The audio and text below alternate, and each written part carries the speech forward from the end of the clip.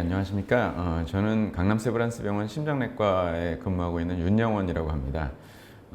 오늘 이 말씀드릴 주제는 제가 전문 분야로 삼고 있는 심장내과 중에서도 특히 이런 중재 시술 분야의 발전 현황에 대해서 말씀을 좀 드리고자 합니다. 그래서 강의 제목은 비침습적 심장질환 치료 어디까지 왔나 하는 제목으로 강의를 드리겠습니다.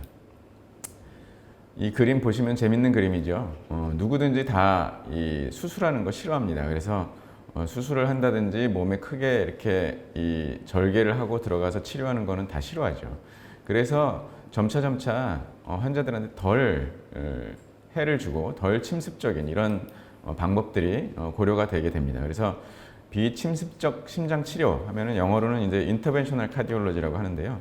이거는 주로 뭐냐면은 그 혈관 안에 들어가는 굉장히 가느다란 카테타라고 하는, 영어로는 카테타라고 합니다. 한국말로는 도관이라고 하죠. 근데 그걸 통해서, 그 카테타 안을 통해서 여러 가지 기구들이 왔다 갔다 하면서 심장 질환을 치료하는 이런 게 되겠습니다. 그래서 대표적으로는 여러분들께서 잘 아시는 관상동맥 질환 있죠. 그래서 흔히들 얘기하는 스텐트, 이것들이 있었고, 근데 요즘에는 이제 관상동맥 질환뿐만이 아니고 이런 심장의 판막 질환이라든지 또는 선천성 심장 질환도 전에는 다 개용 수술을 했지만 요즘에는 이제 이 카테타를 통해서 치료를 하기도 합니다. 그 다음에 다리의 혈관이 막히는 말초혈관 질환도 이런 카테타를 통해서 치료를 할 수가 있겠죠.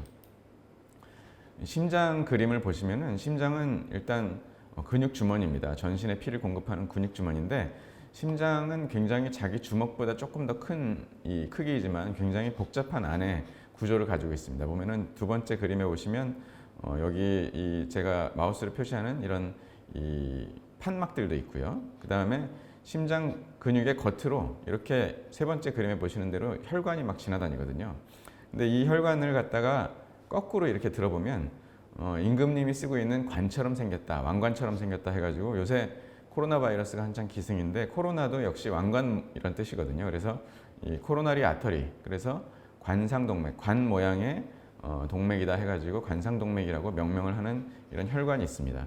대체적으로 초창기 이 심장 인터벤션은 주로 이런 관상동맥 질환에 관련된 치료였겠죠. 그래서 관상동맥 질환이 생기는 이유를 말씀드리면 여기 그림에 보시는 것처럼 원래는 이렇게 혈관이 깨끗하고 혈관벽이 아주 깨끗해야 되는데 이것들이 안에 혈관벽 사이에 이렇게 기름때가 낀다고 우리가 흔히 얘기를 하는데 이게 결국은 산화된 콜레스테롤이 여기 쌓이는 거거든요.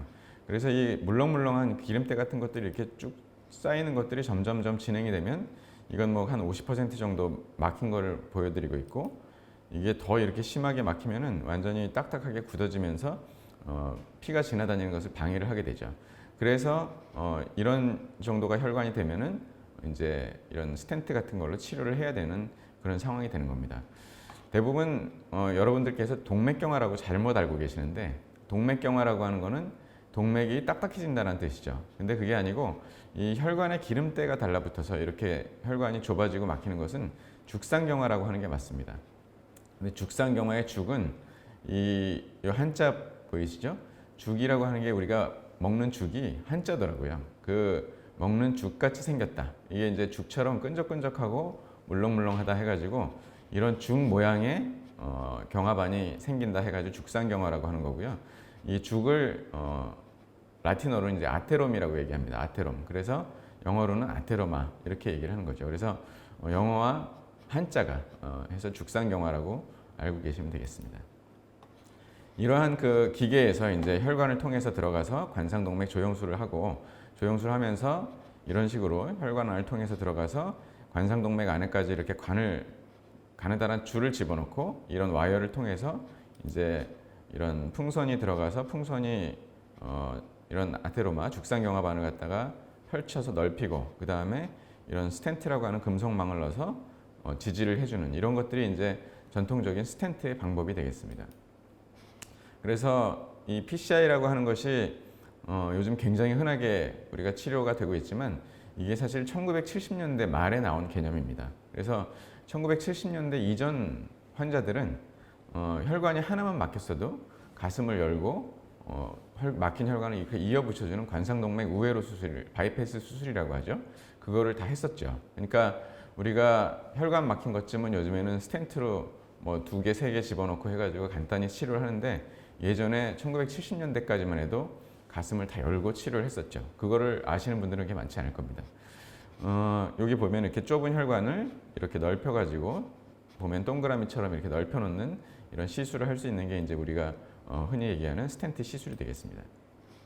아까도 말씀드렸듯이 이 스텐트 시술 같은 그런 경피적인 심혈관 중재 시술은 1977년도에 처음으로 스위스 의사가 시도를 해가지고 이게 1980년대가 오면서 이제 점차 발전이 되기 시작한 겁니다. 그래서 우리나라에는 80년대 후반, 90년대 초반서부터 굉장히 한국도 이제 따라서 같이 발전했었고 요즘에 이 한국의 심혈관 중재술의 수준은 뭐 세계 탑 클래스입니다. 그래서 미국이라든지 일본이라든지 독일 같은 그런 선진국들에 비해서 전혀 뒤지지 않는 이런 수준을 한국도 자랑하고 있습니다. 그래서 2000년대에 들어오면서는 이제 그냥 스텐트가 아니고 약물이 묻혀져 있는 약물 방출 스텐트가 나왔었고요.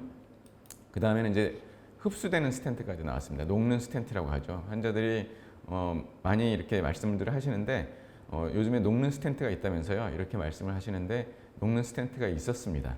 그래서 보면은 첫 번째 세대 스텐트가 나와서 이렇게 점프를 하면서 발전이 됐었고 약물이 묻혀져 있는 스텐트가 나오면서 한 번 또 점프가 됐었고 약물이 묻혀져 있는 스텐트도 점점 더 스텐트가 금속이 가늘어지고 그 다음에 거기에 묻혀져 있는 약물이 발전하면서 재발률을 점점 더 낮추는 이런 것들로 점프가 됐었고요. 이제 녹는 스텐트 이거는 굉장히 저희가 기대를 많이 했었습니다, 사실은. 근데 그거는 사실 이따가도 말씀드리겠지만은 결과가 그렇게 좋지는 않았습니다. 1세대 약물 방출 스텐트 그림을 보여드리는 건데 이런 뭐 시롤리무스라든지 파클리탁셀, 조타롤리무스 이런 약물들을 갖다가 스텐트 겉에다가 코팅을 하는 거죠. 이런 약물들이 스텐트 안으로 다시 자기 이 세포가 증식되면서 스텐트가 좁아지는 것을 예방을 해서 그전에는 약물 방출 스텐트가 나오기 전에는 스텐트 시술을 하면은 한 25% 정도가 재발을 했습니다. 그래서 환자들이 지금도 옛날 그걸 알고 계시는 분들은 뭐 스텐트 한 번 하면은 계속 재발하고 또 하고 이래야 된다 말씀하시는데 사실 약물 방출 스텐트가 나온 다음에는 거의 그런 재발이 없습니다. 2세대 약물 방출 스텐트는 이제 스텐트의 모양이 더 좋아지고 그다음에 스텐트를 구성하는 이 굵기, 금속의 굵기를 보여드리는 건데 이 굵기들이 조금 더 가늘어져 가지고 환자들이 훨씬 더 편하게 시술이 될 수가 있고 시술 성공률도 높일 수가 있고 그다음에 결과도 더 좋은 이런 현재 스텐트가 나와 가지고 쓰이고 있습니다. 흡수되는 스텐트에 대해서 이제 잠깐 말씀을 드릴 텐데요. 이거는 1990년대가 나서 2000년대 중반쯤에 이제 개발이 되기 시작했습니다. 그래서 처음에 이 스텐트의 아이디어를 냈던 것은 일본의 의사가 냈습니다. 그래서 혈관 안에 금속이 남아있지 않고 금속이 나중에 점점 시간이 지나면서 녹아버리면 스텐트 시술이 된 다음에 시간이 지나면은 아무것도 안 남고 좋지 않겠느냐 하는 그런 아이디어를 가지고 계속 연구를 하고 개발을 했었는데 실제적으로 2000년대 중반쯤 돼서부터는 일반적인 상용해서 이제 환자들한테 쓸 수 있는 단계까지 나와가지고 환자들한테 쓰였었습니다. 그래서 보면은 이런 압소브라든지 디솔브 이런 스텐트들은 쓰이다가 지금은 이제 쓰이지 않는 스텐트고요. 여기 드림스라고 하는 것은 이제 마그네슘으로 만들어진 스텐트인데 이건 아직 연구 결과가 괜찮게 나오고 있어서 앞으로 녹는 스텐트의 이런 기준점이 되지 않을까 생각을 합니다. 그래서 녹는 스텐트는 PLLA라고 하는 폴리락틱 애시드라고 하는 그런 플라스틱 개념 비슷하게 되어 있는데 이것들이 이제 혈관 안에서 서서히 녹아 내리는 거고요. 그 다음에 마그네슘을 가지고 만듭니다. 그래서 근데 PLLA 재질로 만든 스텐트들은 이제까지 이런 것들이 사용됐었는데 이런 압소브라든지 또는 디졸브 같은 것들이 사용됐었는데 문제가 좀 있었습니다. 그 문제를 실제로 하나 보여드리면 여기 동영상 보시면 이건 이제 실제 저희가 시술했던 환자인데 여기 이제 혈관이 굉장히 좁아져 가지고 여기다가 스텐트 시술을 했습니다. 그래서 줄을 내리고 스텐트를 넣고 있는 그런 그림이고요. 오른쪽 그림은 스텐트가 녹는 스텐트가 잘 들어가서 아까 이렇게 지저분하게 좁아졌던 혈관이 깨끗하게 잘 넓어진 걸 보실 수가 있겠죠. 그런데 잘 지내는 줄 알았는데 환자가 시술을 하고 나서 한 열흘 만에 응급실로 다시 가슴이 아파서 왔는데 심근경색 심전도가 보여가지고 응급으로 다시 또 조영술을 들어갔습니다. 그런데 그 깨끗했던 스텐트가 다시 완전히 혈전으로 막혀버려가지고 여기 보이시는 것처럼 스텐트 아래쪽으로 피가 안 내려가는 이런 현상을 볼 수가 있죠. 그래서 다시 응급으로 풍선으로 그 기를 내고 보면 오른쪽에 보면은 다시 또 이제 피가 좀 내려가는 것을 볼 수가 있고, 그래서 다시 또 풍선으로 여러 차례 넓혀가지고 스텐트를 오른쪽처럼 이렇게 되게 혈관이 개통되게 만들었던 이런 경험이 있습니다. 근데 이런 것들이 굉장히 흔하게 나타났다는 거죠. 그래서 이런 녹는 스텐트 관련으로는 합병증이 많이 생겼었습니다. 그래서 보면은 이게 금속 재질이 아니고 약간 플라스틱 비슷한 재질이다 보니까 이 스텐트가 잘 깨지기도 하고, 깨진 곳에 혈전이 생기기도 하고, 또는 깨진 곳에 이런 재협착도 잘 생기고 했기 때문에 결과가 굉장히 기대를 많이 했었는데 기존의 금속 스텐트들보다 결과가 좋지 않았었습니다. 그래서 현재는 일시적으로 각 심장학회에서, 각국 심장학회에서 일시적으로 이거는 아직 잠정적으로는 사용하지 않는 게 좋겠다 해가지고 쓰이지 않고 있습니다. 그런데 아까도 말씀드렸듯이 마그네슘으로 만든 것은 아직은 기대를 하고 있고, 그것들이 제품화되면은 또 다시 녹는 스텐트에 대한 이런 발전이 될 수 있을 가능성도 있을 것 같습니다. 이제까지는 이제 스텐트에 대해서 말씀드렸는데 사실은 요즘에 이제 오늘 말씀드릴 내용의 메인 주제가 이건데 스텐트보다는 오히려 이런 구조적 심장 질환, 그래서 대동맥 판막의 이상이라든지 또는 선천성 심장 질환이 있을 때, 또는 뭐 승모 판막의 이상이라든지 이런 것들이 있을 때, 예전에는 최근까지도 1990년대, 2000년대 중반, 2010년도 초반까지도 이거는 다 개용 수술이 필요했던 질환들입니다. 그렇지만 요즘 최근 한 4, 5년 사이에 이걸 수술하지 않고 경피적으로 카테터를 통해서 시술로 치료되는 것들이 많이 발전을 했고 성적이 또 굉장히 좋기 때문에 여러분들께 소개를 좀 드리고자 합니다. 대동맥 판막 협착증이라고 하는 병이 있죠. 대동맥 판막이라고 하는 것은 심장에서 대동맥으로 나가는, 그러니까 심장에서 전신 순환을 시켜주는 그 대문입니다. 그러니까 심장에서 대동맥 판막이 열려야 그걸 통해서 이제 전신으로 피가 나갈 수가 있는데, 그 대동맥 판막이 이런저런 이유로 인해서 딱딱해지고 굳어져서 열리지가 않게 되는 거죠. 그래서 대동맥 판막이 열리지 않으면은 자연 경과는 이렇습니다. 보면은 쭉 대동맥 판막 협착증이 있지만 증상 없이 이렇게 지내고 있다가 갑자기 어느 날 이제 더 이상 대동맥 판막이 열리지 않아서, 열리지 않으면 심장은 굉장히 강한 힘으로 수축을 해야 되고, 그 다음에 판막은 안 열리니까 이 심장은 점점 더 부담이 많이 되겠죠. 그래서 그 증상이 나타납니다. 증상이 가슴이 아프고, 그 다음에 숨이 차고, 그 다음에 심하면 정신을 잃고 기절하는 일까지 생기게 되는데, 그런 증상이 나타나게 되면은 대체적으로 보통 한 2년 안에 사망을 하게 됩니다. 그래서 굉장히 무서운 병이죠. 이걸 치료를 안 하면은 사망하는 병이기 때문에 중증의 대동맥 판막 협착증이 돼서 이러한 기준을 만족하면은 예전에는 다 수술을 했습니다. 가슴을 열고 대동맥 판막 자기 거를 떼어내고 기계로 만들어진 인공 판막을 집어넣는 수술을 했었죠. 그래서 증상이 있거나 또는 대동맥 판막이 일정 이상 좁아지거나 또는 대동맥 판막을 통한 압력이 많이 걸릴 경우에는 수술을 했었습니다. 근데 요즘에는 수술하지 않고 이것도 역시 카테터를 이용해서 하는 방법이 개발이 돼서 쓰이고 있는데요. 처음에는 아무래도 이제 대동맥 판막 협착증이라고 하는 병이 나이가 많으신 분들한테 생기는 거니까 이게 젊은 사람들 같은 경우에는 수술에 문제가 별로 없지만 뭐 나이가 80대가 된다든지 뭐 여러 가지 그런 동반 질환이 복합되어 있다든지 이런 경우에는 수술하고 나서 회복하는데 회복을 못하고 돌아가시는 분들도 굉장히 많았었죠. 그래서 우리가 수술에 사망률을 갖다가 계산을 하기 시작했습니다. 그래서 외과 의사들도 각 이런 파라메타들, 나이라든지 성별이라든지 이제까지 뭐 어떤 질환이 동반됐다든지 폐질환이 있었는지 그다음에 심장 기능이 어떤지 뭐 이런 걸 가지고 다 계산을 해가지고 이 환자는 사망률이 어느 정도 되겠다 하는 것을 계산을 했었고요. 그 다음에 이런 계산하는 방법은 또 여러 가지가 있습니다. 그래서 이런 STS, Society of Thoracic Surgeon이라고 하는 이런 STS 스코어를 가지고 어느 정도 일정 스코어 이상이 되면 이분은 너무 위험해서 수술을 하기에 곤란하다 이런 이제 게 되겠죠.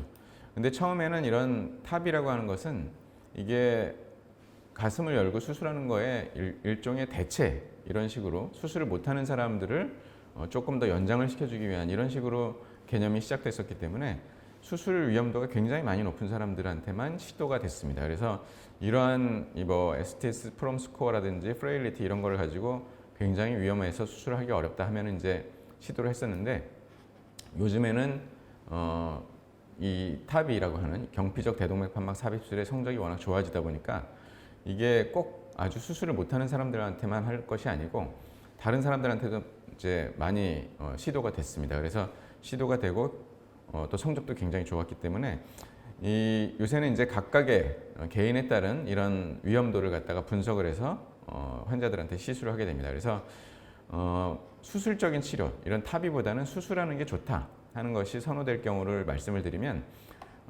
대동맥 판막만 치료하는 게 아니고 여러 혈관도 같이 막혀 있어서 혈관도 같이 뚫는다든지 또는 뭐 승모 판막도 이상이 있어서 다른 심장 질환 치료가 같이 필요한 경우는 수술을 하는 걸 권유를 하고요. 나이가 75세 미만 그리고 비교적 젊으시고 활동이 좋고 수술 후에 회복이 괜찮을 것 같다 그러면은 이분도 역시 수술적 치료가 더 선호가 됩니다. 왜냐하면 이 탑이라고 하는 것이 아직까지는 비용이 굉장히 많이 들어갑니다. 그래서 가슴을 열고 수술하는 것에 2배 이상의 비용이 들어가기 때문에 이 나이가 75세 미만인 경우에는 이런 탑이보다는 수술적 치료를 권유를 하고 있습니다. 그리고 환자가 이 대동맥 판막을 수술하게 되면은 와파린이라고 하는 항응고제, 피가 묽어지는 약을 갖다가 쭉 계속해서 써야 되는데 이런 항응고제 치료의 금기가 아닌 경우, 그러니까 항응고제 치료를 잘 할 수 있을 경우에는 또 이제 이 수술적 치료를 권유를 하고 있고요. 그 다음에 해부학적 구조가 탑이를 하기에 너무 좋지 않다. 이런 경우에는 역시 또 수술적 치료를 권유를 드리고 있습니다. 그렇지만 이런 경피적인 탑이가 선호되는 경우는 나이가 75세 이상 고령이라든지 또는 수술 치료의 위험도가 굉장히 높을 때 아까도 말씀드렸듯이 이렇게 막 노쇠하다든지 또는 다른 뭐 이렇게 가슴에 방사선 치료를 받은 경우에는 가슴을 열고 수술하기가 굉장히 어렵습니다. 그런 경우라든지 또는 수술 치료의 위험도가 높아서 STS 프롬 스코어가 8 이상이라든지 또는 수술했을 때 사망률이 굉장히 클 것 같은 때 이런 때 이제 탑이를 권유를 하고 그 다음에 대퇴동맥을 이용해서 시술이 가능한 경우에 또 이런 탑이를 권유를 하고요. 예전과 다르게 요즘에는 아주 고위험군이 아닌 중등도 위험군에서도 탑이를 환자가 원하면은 하는 경우도 많이 있습니다. 그 근거를 말씀드리면 이게 이제 요즘에 많이 쓰이고 있는 이런 판막들입니다. 이런 판막을 잘 접어서 카테타라고 하는 관 안으로를 통해 가지고 대동맥에다가 심고 나오는 거죠. 대동맥 접근 시술이 이제 이렇게 대동맥을 타고 들어와 가지고 풍선으로 판막을 넓히고 그 다음에 이런 금속 판막을 이 인공 판막을 잘 접은 판막을 대동맥 사이에다 넣고 다시 또 풍선을 이용해서 부풀리면 판막이 대동맥에 심어지는 이런 걸 통해 가지고 우리가 이제 대퇴동맥을 통해서 탑이를 하게 되는데 증례를 하나 보여드리겠습니다. 이게 86세 여자 환자고요. 심한 호흡곤란을 때문에 응급실로 오셨었고 뭐 이제까지 심장병이 있어서 스텐트도 여러 군데 하셨고 그 다음에 당뇨도 있고 그 다음에 신장 콩팥도 좋지 않고 여러 가지 이상이 있었습니다. 그 다음에 허리도 나쁘셨고 뭐 해가지고 수술을 하기 너무 위험한 이런 상황이었었는데 그래서 이제 저희가 엑스레이를 찍어봤더니 심장이 굉장히 커져 있고 폐 부종이 이렇게 있었고요. 딱 봐도 숨이 굉장히 차실 것 같고 그래서 초음파를 찍었죠. 초음파를 찍었더니 좌심실 기능 저하가 굉장히 심하게 있었습니다. 보면은 심장이 이 대동맥 판막이 좁아져 가지고 잘 열리지 않으니까 심장이 잘 이렇게 뛰지 못하고 있죠. 그래서 심장 기능도 떨어져 있고 이 오른쪽에 보시는 그림을 보시면은 판막이 열렸다 닫혔다가 잘 안 되고 이렇게 딱딱하게 굳어져서 이런 상황이었었는데 그래서 이제 압력 차이도 이렇게 높았습니다. 압력 차이도 높고 그 다음에 승모 판막에도 역류가 좀 있었습니다. 이런 상황이어서 예전 같으면 수술을 권유를 해야 되고 수술하다가 돌아가시더라도 이건 수술 안 하면 바로 지금 돌아가십니다 해서 수술을 했었겠죠. 근데 STS 스코어가 18%나 됐었고 고위험군 환자고 게다가 또 환자는 수술을 나 이제 오래 살았고 하니까 못하겠다 하고 얘기를 하셔서 저희가 이제 이런 탑이 경피적 대동맥 판막 삽입술을 시술을 했었습니다. 그래서 보면은 그 시술하기 전에는 CT를 통해서 정확한 사이즈를 측정을 해야 됩니다. 그러니까 각각의 환자들 따라서 대동맥 판막의 크기가 다르기 때문에 사이즈 측정을 하기 위해서 미리 CT 같은 걸 찍어서 저희가 이 판막의 크기를 정하고요. 그 다음에 이 왼쪽에 지금 보이시는 그림이 이 탑이 프로시저를 하고 있는 건데 경피적 판막 이제 대동맥 판막 위치에다가 놓고 풍선을 이렇게 부풀려 가지고 대동맥 판막을 심고 있는 겁니다. 이렇게 심고 이걸 이제 경식도 초음파로 계속 모니터링을 해가면서 보는 거고요. 그렇게 해서 심고 잘 시술이 끝났고 시술이 끝났더니 이 환자는 이 대동맥 판막이 잘 열리고 그 다음에 새는 것도 없고 그래서 굉장히 시술이 잘 된 케이스고요. 그 다음에 시술을 하고 나서 초음파를 다시 봤더니 이런 압력차도 줄어들고 승모 판막 역류도 줄어서 굉장히 환자는 아주 해피하게 퇴원하셨던 그런 케이스가 되겠고요. 이건 또 다른 환자 이 시술을 하고 있는 건데 이렇게 혈관이 막히는 거가 좀 조심스러운 분들은 이렇게 저희가 프로텍션을 하고 또 이런 시술을 할 수도 있습니다. 그래서 이렇게 시술을 할 수가 있겠고요. 아까 요즘에는 이제 아주 초고위험군 아닌 그런 중등도 위험군 환자들까지도 이런 그 경피적 대동맥 판막 삽입술을 권유를 할 수 있다고 되어 있는데 그 근거가 뭐냐면은 경피적 대동맥 판막 삽입술이 좋으냐 아니면 수술적 치료가 좋으냐를 가지고 연구를 했었습니다. 이거는 이제 무작위 배정 연구라고 해서 전 세계적으로 이런 연구가 됐었는데 2010년도에 나온 결과로서는 당연히 이때 당시에는 이제 아주 고위험군 환자들한테만 경피적 대동맥 판막 삽입술을 시행하는 걸로 돼 있었기 때문에 고위험군과 아닌 군을 갖다가 고위험군을 대상으로 했더니 스탠다드 수술적 치료를 하는 경우에는 사망률이 50% 정도가 됐었는데 경피적 대동맥 판막을 했더니 30%다. 그래서 굉장히 사망률을 갖다가 줄이는 이런 결과를 얻었었죠. 그렇기 때문에 수술이 불가한 환자들은 당연히 경피적 대동맥 판막 삽입을 해야 된다 하는 근거가 될 수가 있었고, 그 다음에 이제 고위험군 환자, 상당히 위험도가 높은 사람들을 대상으로 했는데도 수술적 치료보다 경피적 대동맥 판막이 오히려 성적이 더 좋았습니다. 그래서 약 한 7% 정도 더 사망률을 낮출 수가 있었기 때문에 고위험군도 당연히 탑이가 이제 경피적 대동맥 판막 삽입술이 권장이 되고 있고요. 그다음에 그 이후에 또 점점점 이 경피적 대동맥 판막 삽입술을 많이 하다 보니까 중등도 위험군까지도 코호트를 봤었는데 중등도 위험군에서도 보면은 수술적 치료와 경피적 대동맥 판막 치료에서 약 한 5% 정도의 오히려 경피적 대동맥 판막 이 삽입술이 성적이 더 좋았던 겁니다. 그래서 중등도 위험군 환자들도 이렇게 경피적 대동맥 판막이 권유가 되고 있습니다. 삽입이.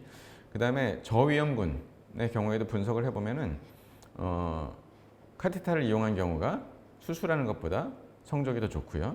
그 다음에 수술 후에 생기는 이런 뇌졸중의 경우에도 수술보다 카테터를 이용해서 경피적으로 하는 게 성적이 더 좋았습니다. 그래서 앞으로는 이건 제 사견이지만 아마 그렇게 될 것 같은데 점점 대동맥 판막 수술은 이렇게 가슴을 열고 하는 수술보다는 이렇게 경피적으로 가는 것으로 대체가 되지 않을까 이렇게 예측을 해볼 수가 있을 것 같습니다.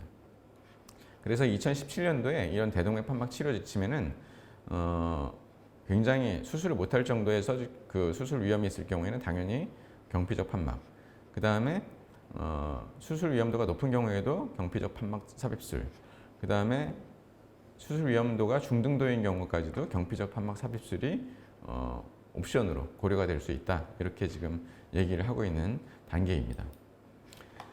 다음으로는 이제 선천성 심장질환을 치료하는 것을 소개를 해드리겠는데요. 에이트리얼 septal defect라고 해서 심방 중격결손이라고 하는 게 있습니다. 이 그림에 보시면은 여기 있는 요게 이제 좌심방과 우심방 사이에 이렇게 구멍이 나 있는 경우가 심방 중격결손이죠. 이거는 태어날 때부터 갖고 태어나는 건데 대체적으로 여성분들한테 많고 나이가 좀 들면서 숨이 찬다든지 심전도 이상으로 발견하게 되는 경우가 많습니다.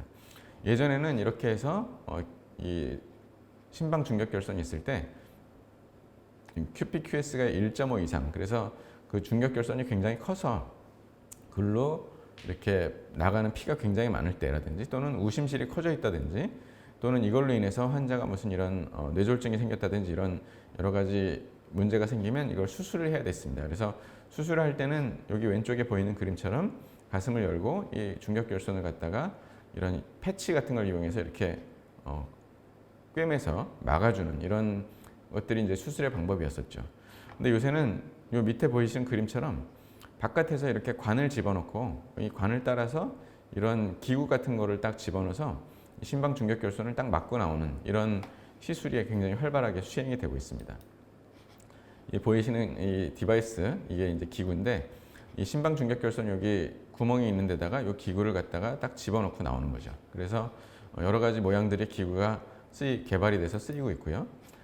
실제 시술을 했던 환자를 하나 소개를 해드리면 45세 여자 환자가 이제 다른 수술을 성형 수술을 받으려고 내원을 했었는데 이 환자는 본인이 뭐 선천성 심장 질환이 있는지 모르고 있었지만 간헐적으로 좀 두근거리고 운동할 때 조금 숨이 차다는 느낌은 받았다고 합니다. 근데 심전도를 보니까 이건 혹시 이런 심방 중격결손이 있지 않을까 하는 의심이 돼서 초음파를 해봤더니 아니나 다를까 여기 보시는 것처럼 가운데 그림에 보시는 것처럼 이렇게 구멍이 있어서 그 구멍을 통해서 좌심방에서 우심방으로 피가 지금 이렇게 계속 나가고 있는 이런 그림을 볼 수가 있습니다. 그래서 흉부 초음파를 보면 요 아래쪽에 이제 피가 새는 게 보이실 거고요.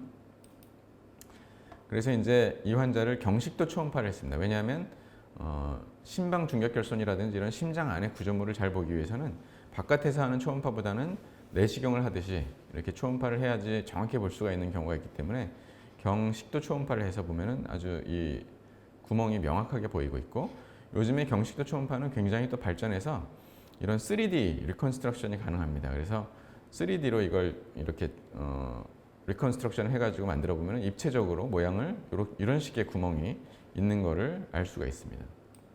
그래서 이 환자를 이제 시술을 하는 거고요.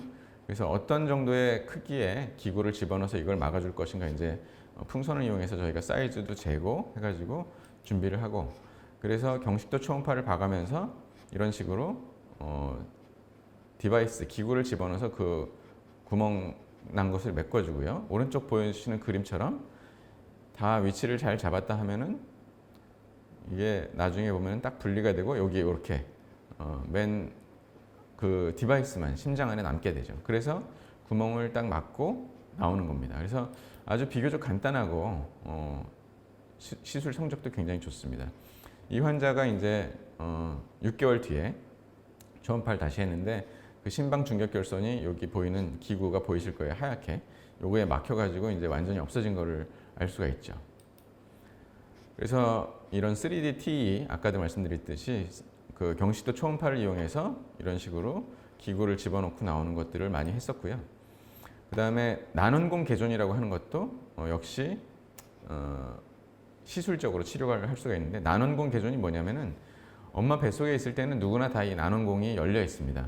이제 태아의 이 순환을 위해서 있는 건데 이게 우리가 그러니까 엄마 뱃속에서 태어나면서 이건 난원공이 막히고 자기 심장이 이렇게 순환을 하게 되는데 사람에 따라서는 난원공이 완전히 막히지 않고 이렇게 들떠 있는 사람이 있습니다. 그래서 이런 들떠 있으면 뭐가 문제냐면은 이런 아까 심방 중격결손처럼 좌심방에서 우심방으로 피가 항상 이렇게 넘어가는 건 아니지만 우심방 쪽의 압력이 많이 높아질 때 여기 보시면은 우심방 쪽의 압력이 많이 높아지면 우심방 쪽에서 좌심방 쪽으로 뭐가 이렇게 들어갈 수가 있죠. 그래서 환자가 뭐 대변을 본다든지 막 힘을 주는 일이 있을 때 우심방의 압력이 높아지니까 우심방 쪽에 있던 무슨 혈전이라든지 이런 것들이 좌심방으로 넘어가는 경우가 있습니다. 이런 난원공 개존이 있는 사람들은 그렇게 돼서 좌심방으로 넘어가면 그게 바로 심장으로 들어가서 전신 순환으로 그냥 날아가니까 혈전 같은 것들이 전신으로 그냥 날아가는 수가 있습니다. 그래서 난원공 개존이 있는 것의 가장 큰 문제가 이게 있는 분들한테 뇌졸중이 잘 발생할 수가 있다는 거죠. 그래서 요즘에는 난원공 개존이 있으면서 뇌졸중이 있는 환자들은 이런 식으로 요 오른쪽에 보이는 그림처럼 이렇게 막아주는 게 원칙입니다. 그래서 보면은 뇌졸중이 있는 사람들한테 이런 난원공 개존을 막은 환자들과 그 다음에 막지 않고 계속해서 약물 치료만 하는 그룹을 갖다가 비교를 한 연구를 보면 난원공 개존을 막아준 그룹이 훨씬 뇌졸중이 다시 재발하는 것을 예방할 수가 있고 경과가 좋고 성적이 좋았다 하는 결과가 있기 때문에 이런 뇌졸중이 있으면서 나눔공이 개존이 있다 하면은 이렇게 경시도 초음파를 보면서 줄을 넣고요. 그 다음에 아까 보였던 그 심방중격결선 그 기구와 비슷하게 생겼죠. 요거를 이런 식으로 집어넣게 됩니다. 그래서 이거를 집어넣으면은 여기 보이는 것처럼 딱 이렇게 단추 같은 것들이 양쪽 심방에서 이렇게 딱 잡아가지고 그 나눔공 개존을 막아주게 되는 거죠. 그래서 이런 나눔공 개존도 아주 요즘에 많이 하는 이런 시술이 되겠고요. 그 다음에 아까 이제 비침습적이라고 했는데 위에 보시는 그림이 이게 경시도 초음파인데 약 손가락 굵기 정도 됩니다. 근데 이런 것들이 목에 들어가 있으려면 환자가 이 시술을 하는 시간 내내 이거를 목에다 넣고 있으려면 괴로우니까 경식도 초음파를 봐가면서 시술을 할 때는 환자가 전신 마취가 필요했었습니다. 근데 요새는 이런 초음파도 기술이 발달하면서 밑에 보이는 것처럼 약간 조금 굵은 볼펜심 크기 정도의 이런 초음파로 될 수가 있기 때문에 이런 초음파는 혈관 안으로 집어넣을 수가 있거든요. 그래서 국소 마취만 하고 혈관 안으로 이런 초음파 기계를 집어넣어서 심장 안에서 초음파를 볼 수 있는 기구가 있습니다. 그래서 그거를 심장 내 초음파라고 하고 인트라카디악 에코 해서 아이스라고 얘기를 합니다. 이런 인트라카디악 에코를 보면서 시술을 하게 되면은 경식도 초음파를 커다란 굵은 초음파를 식도에다가 넣고 있지 않아도 되니까 전신 마취가 필요가 없습니다. 그래서 왼쪽에 보이시는 이 그림의 이 줄이 경시도 초음파인데 이 경시도 초음파를 보면서 이제 이 심방 중격결손을 막아주는 시술을 하고 있는 것을 이제 보여드리고 있는 겁니다. 그래서 이런 경우는 전신 마취 안 하고 그냥 바로 경시도 그러니까 한 20분 정도 만에 환자 시술이 끝나고 바로 다음 날 퇴원하게 되는 거죠. 그래서 심장 내 초음파를 봐도 이런 식으로 잘 볼 수가 있습니다. 왼쪽에 보이는 거 심방 중격결손이 있어서 여기 구멍이 있는 게 보이고요. 오른쪽에도 보이고요. 그래서 거기를 이런 식으로 기구를 넣어서 막아주는 이런 시술을 심장 내 초음파를 이용해서 하면 전신 마취 안 하고도 할 수가 있습니다. 동맥관 개존증이라고 하는 이런 선천성 심장질환도 역시 이런 시술을 막을 수가 있는데요. 증례를 하나 보여드리면 26세 여자 환자였는데 유방암 치료를 하고 관찰을 하던 중에 심장에서 잡음이 나는 것을 발견해가지고 봤더니 이런 동맥관 개존증이라고 하는 것이 발견이 됐고 여기가 이제 곧 새는 게 보이는 겁니다. 그래서 이것도 역시 초음파를 보면 이쪽에서 이렇게 연기처럼 올라오는 것들이 보일 수가 있는데 역시 이것도 이렇게 바깥에서 관을 통해서 기구를 넣고 전신 마취도 필요하지 않고 시술을 했었고요. 시술한 다음에 이게 막아서 이제 없어지는 것을 보였고 바로 시술 바로 다음 날 퇴원했던 이런 경우가 되겠습니다. 승모판막 질환에 대해서도 또 말씀을 드릴 텐데요. 승모판 협착이 있고 그다음에 승모판막 역류가 있습니다. 승모판이라고 하는 것이 뭐냐? 승모판이 과연 뭐냐? 이게 스님 할 때 그 승자죠. 그다음에 모자, 스님의 모자처럼 생겼다 그래서 승모판입니다. 근데 이게 뭐냐면은 이 주교들이 쓰는 이런 모자가 있죠. 이걸 이제 마이트라라고 하는데 그래서 이 모자를 닮았다는 거죠. 이 판막이 왼쪽에 보이는 게 승모판인데 승모판의 판막이 이 주교들이 쓰고 있던 모자 모양처럼 생겼다고 그래가지고 그래서 승모판막의 이름이 승모판이 된 겁니다. 근데 이제 정상적인 승모판은 지금 보이시는 그림처럼 이렇게 깨끗해야 되는데 이게 이제 류마티스성 심장질환 같은 게 있으면 승모판이 이렇게 막 지저분하게 염증 같은 게 생기면서 딱딱하게 굳어집니다. 그래서 승모판이 열렸다 닫혔다가 잘 안 되는 경우가 있죠. 증례를 하나 보여드리면 36세 여자 환자인데 운동 시 호흡곤란이 심해가지고 이제 병원에 왔던 환자가 되겠고요. 초음파를 보니까 승모판이 잘 못 열리고 이렇게 열리는데 제한을 받는 것을 볼 수가 있고 오른쪽에 보면은 승모판이 열리는 그 면적이 0.75제곱센티미터밖에 안 돼요. 이게 보면은 승모판이 열리는 면적은 최소한 2제곱센티미터가 넘어야지 환자가 우리가 증상 없이 잘 지낼 수가 있거든요. 근데 이렇게밖에 안 열리기 때문에 승모판 협착증에 의한 증상이죠. 그래서 보면은 거기를 통한 압력도 이렇게 많이 걸리고 하기 때문에 이것도 이제 치료를 해야 되는 상황인데 그럼 승모판막 협착은 어떻게 치료를 하느냐? 이런 식으로 정맥을 통해 가지고 카테터를 집어넣어서 이 카테터를 이 양쪽 심방과 우심방 좌심방 사이를 이렇게 구멍을 내서 여기를 통과시킨 다음에 여기 승모판 있는 데까지 풍선을 집어넣고 승모판 있는 데서 풍선을 쫙 부풀리면 승모판 좁아졌던 게 딱 찢어지면서 잘 벌어지게 되는 이런 시술 방법이 있습니다. 이것을 경피적 승모판막 성형술이라고 하는데 이 환자의 이제 시술을 하는 그림을 보여드린 겁니다. 보면은 이런 식으로 관을 집어넣고 풍선을 이렇게 집어넣어 가지고 이 풍선이 안에서 이제 부풀어 나면서 좁아진 승모판막을 갖다가 열어주는 거죠. 그래서 이 환자는 오른쪽에 보이는 그림처럼 압력이 차이가 떨어지고 그 다음에 초음파를 했더니 아까 잘 열리지 않던 승모판이 이렇게 잘 열리는 것을 확인을 할 수가 있습니다. 그래서 경피적 승모판막 성형술은 비교적 옛날서부터 시술이 됐었고 요즘에는 오히려 옛날보다는 시술이 좀 적어진 이유가 우리나라가 이제 개인 위생이 좋아지고 했기 때문에 류마티스성 심장 판막 질환이 많이 줄었습니다. 그렇기 때문에 류마티성 판막 질환이 줄었기 때문에 시술 빈도는 옛날보다 오히려 줄어들고 있는 이런 상황이 되겠죠.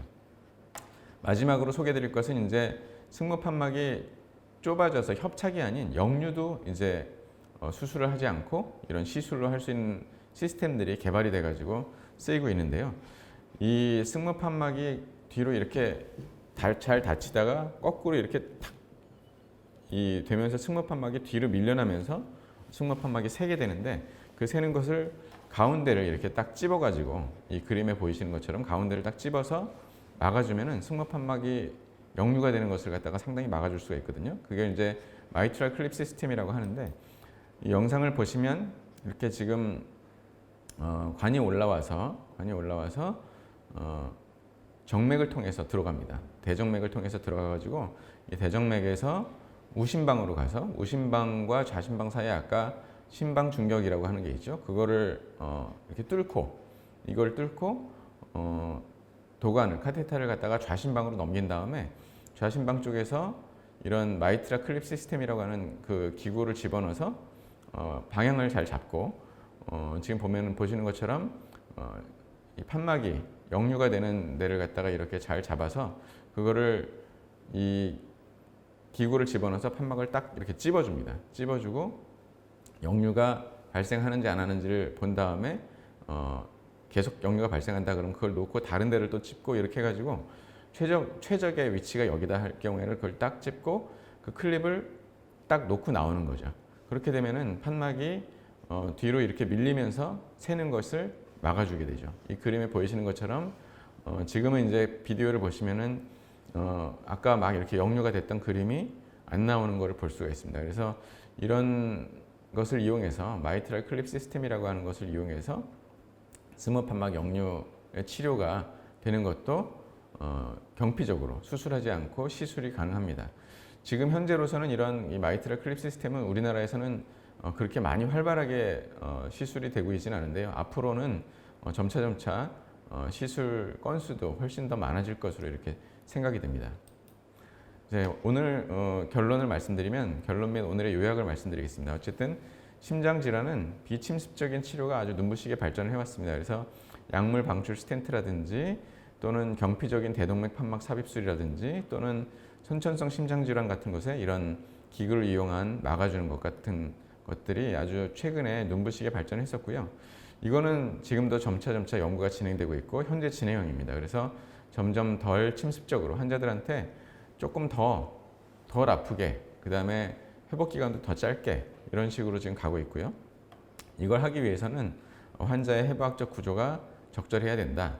그 다음에 이게 이제 저는 시술을 하는 의사지만은 시술하는 의사만 잘해서는 안 되죠. 그래서 이런 팀 어프로치가 굉장히 중요합니다. 그래서 이런 진단을 하는 초음파를 보시는 심장 의사 선생님들도 굉장히 중요한 역할을 해야 되고 그 다음에 저같이 시술을 하는 의사, 그 다음에 마취하는 선생님들, 그 다음에 수술하시는 흉부외과 의사들까지 같이 협업이 잘 돼야지 이런 팀 어프로치를 해서 경피적으로 비침습적으로 치료를 할 수가 있겠고요.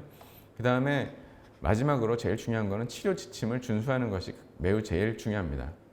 굉장히 비침습적이고 비교적 쉽게 치료가 될 수 있다고 해가지고 환자한테 절대로 남용하면 안 되겠죠. 오버 트리트먼트를 해서는 안 된다고 생각이 듭니다. 그래서 왜냐하면 내과적인 치료라든지 또는 그냥 자세히 관찰하는 것이 가장 환자한테는 좋거든요.